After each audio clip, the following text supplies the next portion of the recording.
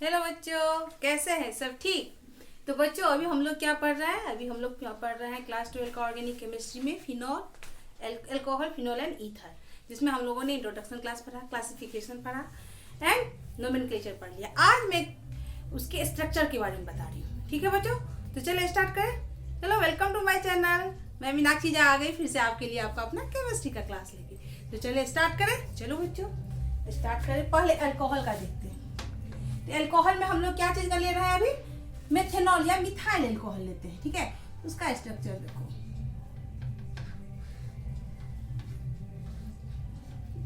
होता है ना CH3OH।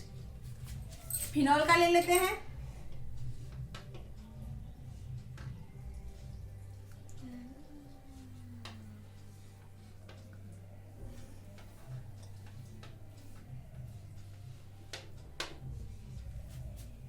ईथर में क्या ले लेते हैं हम लोग? मिथॉक्सी मीथेन या मिथाइल ईथर।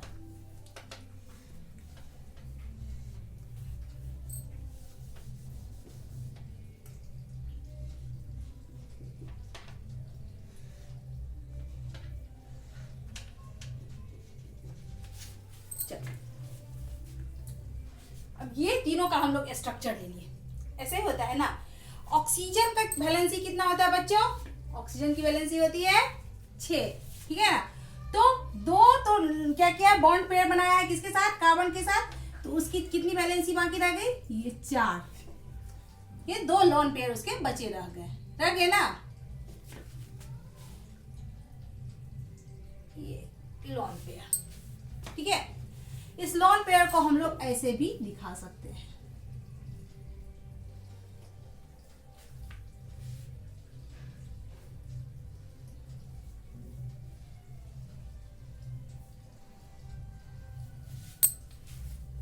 आगे बात समझ में? ऐसे भी हम इस लोन पेयर को चिन्हित कर सकते हैं।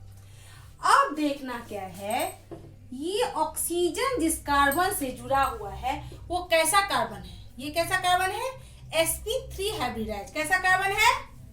sp3। जिस कार्बन से जुड़ा हुआ वो कार्बन का हाइब्रिडाइजेशन कैसा है? sp3 हाइब्रिडाइज है ना। यहाँ जिस कार्बन से जुड़ा हुआ है ये क्या है? हम लोग पढ़े थे इससे पिछले क्लास में भी, हेलो एल्केन में, जो एरीन में पढ़े थे ना। बेंजीन में क्या होता है? कौन सा कार्बन रहता है? ये जो जुड़ा रहता है तो कौन सा रिंग sp हाइब्रिडाइजेशन होता है? ये होता है sp2 हाइब्रिडाइज। बिकॉज इसमें क्या है? डबल बॉन्ड है। मालूम था इसका? ये जिस कार्बन से जुड़ा हुआ वो कार्बन कैसा है? sp2 hybridise. और इसमें ऑफ कोर्स दोनों क्या है? sp3 hybridise. sp3 हाइब्रिडाइज है। sp3 hybridise. ठीक। अब ऑक्सीजन का हाइब्रिडाइजेशन कितना है? जिस ऑक्सीजन से ये कार्बन जुड़ा हुआ वो ऑक्सीजन का हाइब्रिडाइजेशन कैसा है? ठीक है, तो हाइब्रिडाइजेशन कैसे निकाला जाता है? हाइब्रिडाइजेशन निकाला जाता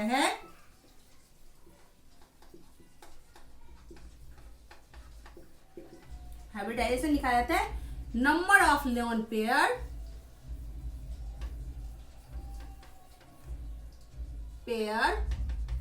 plus number of bond pair.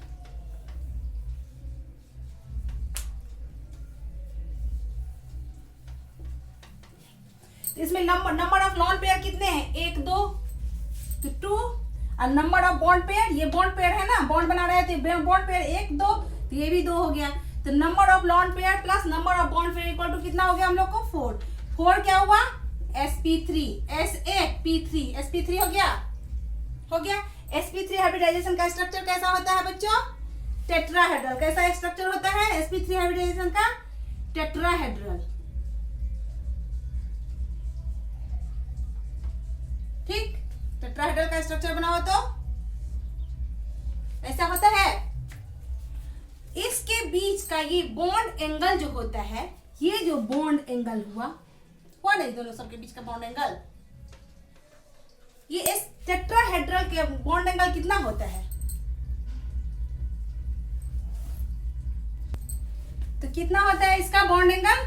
109 degree 28 minute. कितना होता है? 109 डिग्री 28 मिनट। वो कब होता है? जब सारा क्या हो? बॉन्ड पेयर हो। यहाँ पे तो हमको 2 लोन पेयर भी मिला है ना। टेट्राहेड्रल में अगर सारा बॉन्ड पेयर हो तो उसका बॉन्ड एंगल कितना होना चाहिए? 109 डिग्री 28 मिनट। चूंकि यहाँ पे जो है लोन पेयर भी है एंड बॉन्ड पेयर भी है, तो अब देखते हैं इसका कितना है। इसका हो गया आपका 108 मिनट 108 डिग्री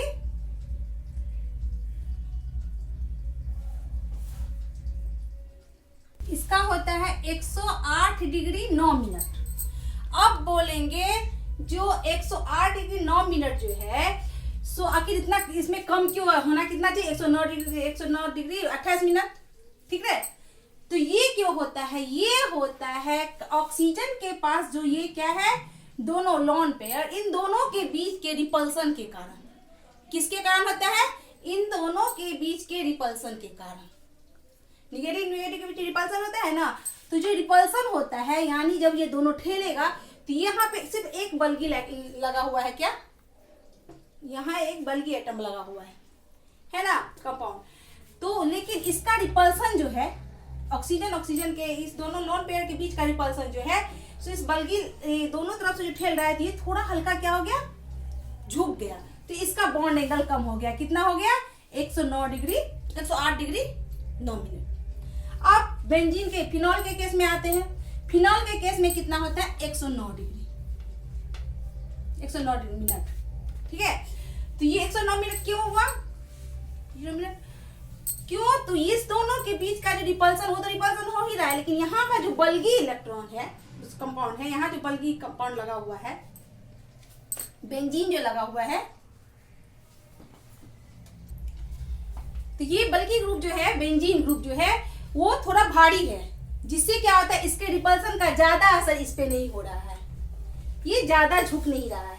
कितना डिग्री का कौन बना इसका 109 मिनट का, ठीक है 1 मिनट का। तो ये इसके बीच का ये बल्की ग्रुप जो होता है वो जो है थोड़ा भारी है, जिसके कारण इसके रिपल्सन का ज्यादा इफेक्ट इस पे नहीं पड़ रहा है। आगे बात समझ में। और ईथर के केस में क्या होता है, इसका बॉन्ड एंगल ज्यादा ही हो जाता है 111.7 मिनट, यानी 111.7 मिनट, ठीक। तो इसमें क्या होता है रिपल्सन यहाँ भी हो रहा है, बट इनका दोनों बगल जो है ये जो बल्गीनेस है, बल्गी ग्रुप लगा हुआ है, बल्गी ग्रुप, देखिए स्ट्रक्चर से मैं बता देती हूँ, है ना। ये जो है सो वो रिपल्सन को कम करके यही इतना भारी है, जो क्या होगा जब भारी रहेगा तो अपने पास आने देगा, किसी को झुकेगा नहीं, झुकेगा, तो इसी के बॉन्ड एंगल बढ़ गया, हो गया 111.7 मिनट। आगे बात समझ में।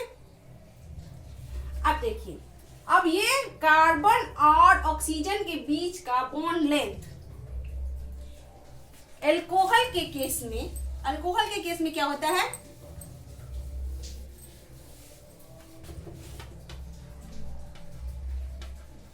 अल्कोहल के केस में कार्बन और ऑक्सीजन के बीच का जो बॉन्ड लेंथ होता है वो होता है 142 पिकोमीटर।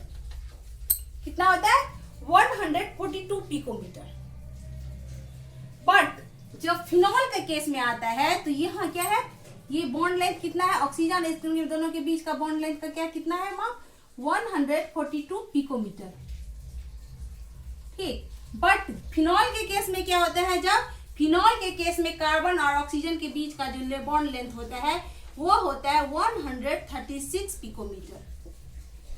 वाई क्यों होता है ऐसे, बिकॉज हम लोग इससे पहले भी पढ़े थे, लास्ट जो ये टॉपिक था इसका हेलोएडिन का, उसमें हम लोग पढ़े थे क्यों रिजोनेंस ड्यू टू, किसके कारण, due to partially double bond पढ़े थे ना, जो रिजोनेंस इफेक्ट दिखलाता है ना, क्यों दिखलाता है, due to partially double bond के कारण। हम लोग वहां क्या किए थे, क्लोरीन लिए थे, यहाँ का जो ऑक्सीजन होता है वो क्या दिखाता है, यहाँ आर इफेक्ट दिखाता है, प्लस आर इफेक्ट दिखाता है। तो ये क्या करता है, यहाँ का अपना लोन पेयर ऑफ इलेक्ट्रॉन यहाँ पे इस कार्बन को देता है ना कार्बन को, यहाँ पार्शली क्या बन जाता है, डबल बॉन्ड बन जाता है, और ये अपना इलेक्ट्रॉन यहाँ पे आ जाता है, यहाँ माइनस चार्ज आ जाता है यहाँ माइनस चार्ज। ये देखे तो रिजोनेंस इफेक्ट हुआ था। तो ड्यू टू यहाँ पे क्या होती है, पार्शली डबल बॉन्ड होता है, तो क्या होता है यहाँ पे इसका बॉन्ड लेंथ कितना कम हो जाता है, 6 कम हो जाता है, 6 पिकोमीटर कम हो जाता है। और क्या बोले थे, जब भी बॉन्ड लेंथ कम होगा तो बॉन्ड स्ट्रेंथ ज्यादा होगा।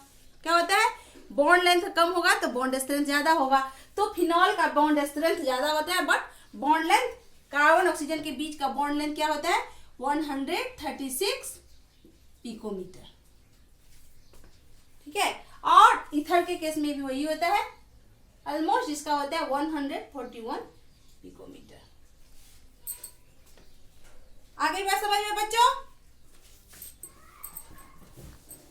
हाइड्रोजन और ऑक्सीजन के बीच का जो बॉन्ड लेंथ होता है वो होता है 96 पिकोमीटर। ठीक है, तो आई थिंक आप लोग को अच्छे से समझ हो गया। फिर से मैं एक बार समझा देती हूँ बच्चों। और क्या होता है, अल्कोहल के केस में इसका स्ट्रक्चर CH3OH हम लिए, मान लीजिए। ठीक है, या C2H5OH कुछ भी ले सकते हैं। हम लोग ने अभी मिथेनॉल लिया। ठीक है, इसमें ये क्या दिखा है, ऑक्सीजन की वैलेंसी कितनी होती है, ऑक्सीजन की वैलेंसी 6 होती है, जिसमें 2 को क्या किया, ये बॉन्ड पेयर में लगाया ना, एक कार्बन के साथ एक हाइड्रोजन के साथ। ठीक, और 2 लोन पेयर बचा रह गया। ठीक, इसके बाद इसमें बेंजीन में भी क्या हुआ, वैसे ही 2 लोन पेयर बच गए, 2 बॉन्ड पेयर, इसमें भी 2 lone pair 2 bond pair. Methanol या अल्कोहल के केस में क्या हुआ, ये कार्बन और ऑक्सीजन के बीच का जो था क्या था, कार्बन, जिस कार्बन से ऑक्सीजन जुड़ा हुआ वो कार्बन क्या था, कैसा हाइब्रिडाइजेशन था उसका, sp3। फिनॉल के केस में क्या था sp2 हाइब्रिडाइजेशन। sp2 हाइब्रिडाइजेशन में वैसे भी बोले, जब sp2 हाइब्रिडाइजेशन होता है तो उससे बॉन्ड टूटना बहुत मुश्किल होता है, बिकॉज ऑफ रिजोनेंस इफेक्ट, और बोल सकते हैं पार्सली डबल बॉन्ड। ठीक है, और इसमें क्या है, इसमें दोनों तरफ sp3 हाइब्रिडाइजेशन लगा हुआ है कार्बन और ऑक्सीजन के। ये कार्बन जो जुड़ा है वो कार्बन sp3 हाइब्रिडाइज है। अब यहाँ बोलना है जो ऑक्सीजन कैसा है, उसका हाइब्रिडाइजेशन कैसा है। तो ऑक्सीजन हाइब्रिडाइजेशन का हम फॉर्मूला बताया, कैसे निकाला जाता है, number of lone pair plus number of bond pair. यहाँ नंबर ऑफ लोन पेयर भी क्या है 2, and number of bond pair भी 2 है, तो कितना हो गया 4 मतलब क्या हो गया, sp3 हाइब्रिडाइज, क्यों, S1 और P3, तो 4 हो गया ना, sp3 हाइब्रिडाइज हो गया। ठीक है, और यहाँ भी ये sp3 हाइब्रिडाइज हो गया, ऑक्सीजन भी। ठीक, इसके बाद दिखलाता है क्योंकि यहाँ पे sp3 हाइब्रिडाइज का स्ट्रक्चर कैसा होता है, सबको मालूम है, टेट्राहेड्रल होता है। और टेट्राहेड्रल का बॉन्ड एंगल कितना होता है, 109.28 मिनट। ठीक है, बट यहाँ पे जब क्या अल्कोहल के केस में जब बॉन्ड एंगल देखते हैं हम लोग, तो क्या आता है, हम लोग का आता है 108.9 मिनट। ठीक, तो वो क्यों होता है, तो वो होता है due to repulsion of lone pair of electron of oxygen. Oxygen का जो लोन पेयर ऑफ इलेक्ट्रॉन है उसके बीच में जो रिपल्सन होता है, इसके कारण इन दोनों के बीच का बॉन्ड एंगल कम हो जाता है। बेंजीन फिनॉल के केस में क्या होता है, फिनॉल के केस में भी रिपल्सन होता है, बट फिनॉल के केस में ये जो है ये ज्यादा भारी यानी बल्कि ग्रुप जुड़ा हुआ है बेंजीन, जिसके कारण रिपल्सन तो होता है लेकिन कुछ ज्यादा रिपल्सन नहीं होता है, इसलिए इसका बॉन्ड एंगल ज्यादा कम नहीं होता है, 109 मीटर होता है। ठीक है, मिनट होता है। एंड क्या होता है, ईथर के केस में यहाँ दोनों साइड क्या जुड़ा हुआ है, भारी ग्रुप जुड़ा हुआ है या बल्कि ग्रुप बोल सकते हैं जुड़ा हुआ है, जिसके कारण क्या होता है, रिपल्सन कम पड़ जाता है। और यहाँ क्या होता है, बॉन्ड एंगल, ये बॉन्ड पेयर ऑफ इलेक्ट्रॉन के बीच का रिपल्सन ज्यादा हो जाता है। रिपल्सन का केस कैसे होता है, लॉन पेयर ऑफ, अगर रिपल्सन का ये देखेंगे, रिएक्टिविटी देखेंगे रिपल्सन का, रिपल्सन तो क्या होता है, lone pair and lone pair के बीच का रिपल्सन ग्रेटर देन होता है lone pair and bond pair के बीच के रिपल्सन से ज्यादा होता है। And lone pair and bond pair के बीच का रिपल्सन जो होता है bond pair and bond pair के बीच के रिपल्सन से ज्यादा होता है। Repulsion bond pair and bond pair के बीच में भी होता है। तो यहाँ चूंकि यहाँ पे जो है दोनों ज्यादा भारी ग्रुप जुड़ा हुआ है, बल्कि ग्रुप जुड़ा हुआ है, इसलिए यहाँ का जो बॉन्ड पेयर रिपल्सन है वो lone pair of lone pair repulsion पर भारी पड़ गया। तो यहाँ पे बॉन्ड एंगल कम होने के बदला में क्या हो गया, ज्यादा हो गया, 111.7 मिनट। आगे बात समझ में। अब बॉन्ड क्या है, यहाँ bond length, carbon and oxygen के बीच का बॉन्ड लेंथ। एल्कोहल के केस में क्या होता है, कार्बन एंड ऑक्सीजन के बीच का बॉन्ड लेंथ कितना होता है, 142 पिकोमीटर। ठीक है, लेकिन जब क्या होता है यहाँ पे sp2 हाइब्रिडाइज होता है, यानी यहाँ पे फिनॉल के केस में ये 6 कम हो जाता है, 136 पिकोमीटर हो जाता है। वाई, क्यों कम हो जाता है? Because of partially double bond, जो कि हम लोग क्या पढ़ रहे हैं, किसमें पढ़ चुके थे? हेलोएरिन के केस में हम लोग पढ़ चुके थे। और रिजोनेंस इफेक्ट के कारण, क्यों? तो वो क्या करता है? R+ इफेक्ट दिखलाता है, अपना loan pair of electron carbon को दे देता है, कार्बन का लोन पेयर ऑफ इलेक्ट्रॉन उसके नेक्स्ट वाले एंगल पर चला जाता है। क्यों? तो बेंजीन में क्या होता है, इलेक्ट्रॉन जो होता है, लोन पेयर ऑफ इलेक्ट्रॉन, वो डिलोकेलाइज्ड रहता है, वो चारों बगल घूमता रहता है, जिस कारण क्या दिखाता है हम लोग को? रिजोनेंस इफेक्ट दिखलाता है ना, दिखाता है ना। तो इस रिजोनेंस इफेक्ट के यानी पार्शियली डबल बॉन्ड के कारण इसका क्या होता है? कार्बन टू ऑक्सीजन का बॉन्ड लेंथ जो होता है वो कम हो जाता है। और इसका तो जैसा उसमें होता है कार्बन और ऑक्सीजन के बीच का बॉन्ड लेंथ सेम लगभग थोड़ा कम होता है, वैसा ही होता है। तो आई थिंक आप लोगों को स्ट्रक्चर इसका खूब अच्छे से समझ में आ गया होगा। अब नेक्स्ट क्लास में बच्चों हम लोग प्रिपरेशन स्टार्ट करेंगे पढ़ना, जो क्या होता है अल्कोहल, फिनोल और ईथर का प्रिपरेशन कैसे होता है, ये नेक्स्ट क्लास के लिए। तब तक के लिए जितना पढ़ा है उसको रिवाइज करते रहिए, अच्छे से मन लगा के पढ़िए। मेरे चैनल को लाइक, सब्सक्राइब और शेयर कीजिए। कमेंट सेक्शन में बताइए जो कैसा लग रहा है। Take care, bye.